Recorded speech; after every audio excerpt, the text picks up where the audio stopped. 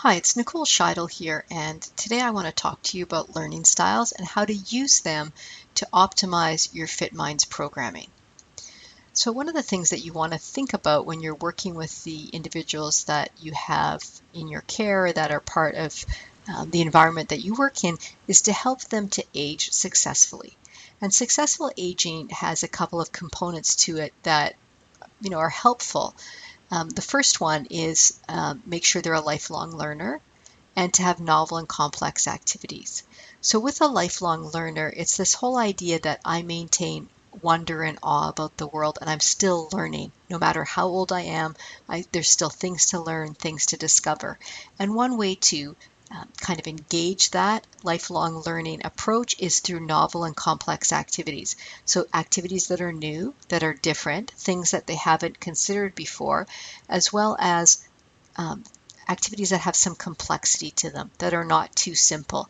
When you have novel and complex activities in your day, you are engaging your brain, you're challenging it, you're actually going to continue to learn with it, and that's going to help it grow. Another idea to think about when you think about your programming is that they have engaging and challenging opportunities. So opportunities to stretch, to grow as a human being.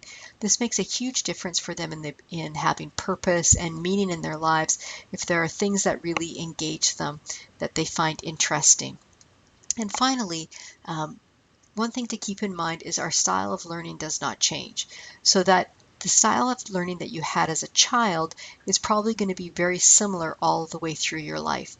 And so that if you have a certain learning style, like to learn something, you need to see it, you need to visualize it.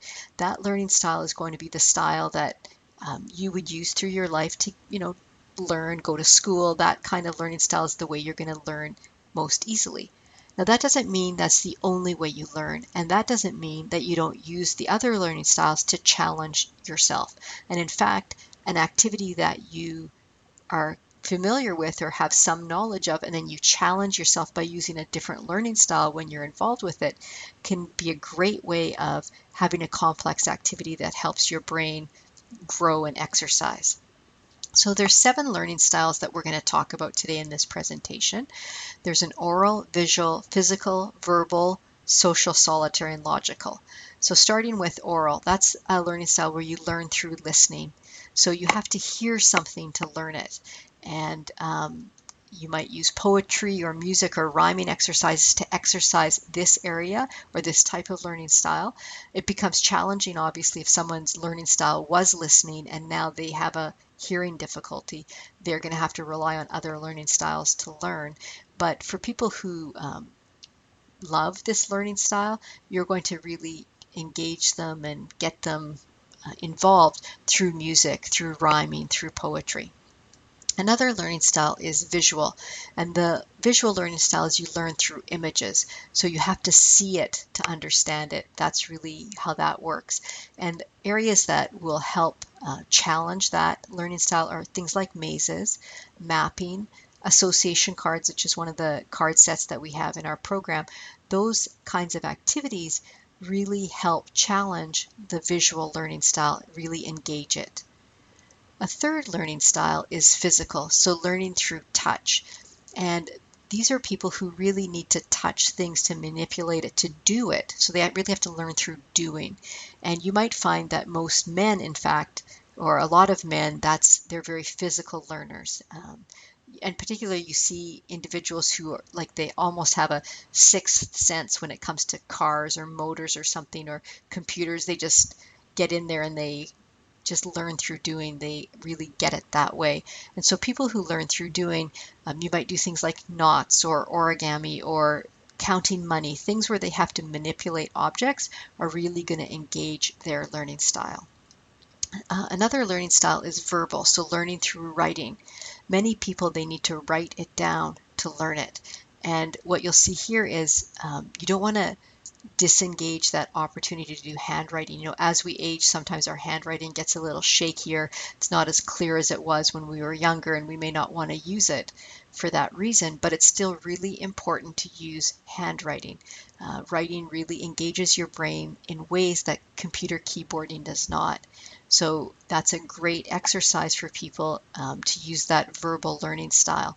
And if they have word puzzles or word ladders that they're writing out the answers, that's really going to engage that learning style. So it can be challenging for some or just enjoyable for others. Another learning style is logical, so learning through reasoning.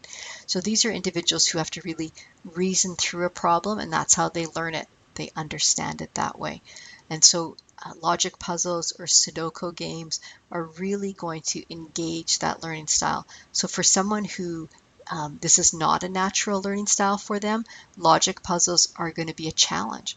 But it's a great way to challenge your brain, to have a novel and complex activity that challenges through a learning style that you are not naturally inclined towards. But that's a great way to get your brain working. For those people who love that kind of learning, you want to take it up a notch, give them more difficult learning logic puzzles, more difficult Sudoku games.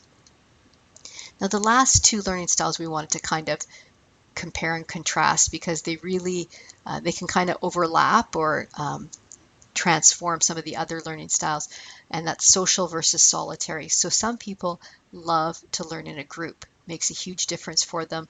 They think they really get a lot through the discussions and the activities that you do in a group. That's how they love to learn. Other people, they want quiet, they want silence. That solitary learning, one-on-one learning is how they learn best. And so what you might find is some people really will gravitate towards your group programs. They love that because they're social learners. But then you have to somehow figure out a way to integrate your solitary learners. Now, what you might do is you might give your programming to your group. You have your social learners, and then from there, pull out a few activities and give it to your solitary learners and say, hey, this is what we did in this group today, but here's an activity that you might want to try on your own. Why don't you give it a whirl and come back and tell me the answer? There's a lot of activities in the Stay Sharp program you can do that with. That you can run it as a group, and then you can take the activity and give it to someone to do one-on-one, and that way they're still engaged, they still are having an opportunity to learn, but they're in an environment that they're more comfortable with. So that's a nice little overview of learning styles. If you have any questions, shoot us an email at info@fitminds.ca, and we'll get right back to you as quickly as possible.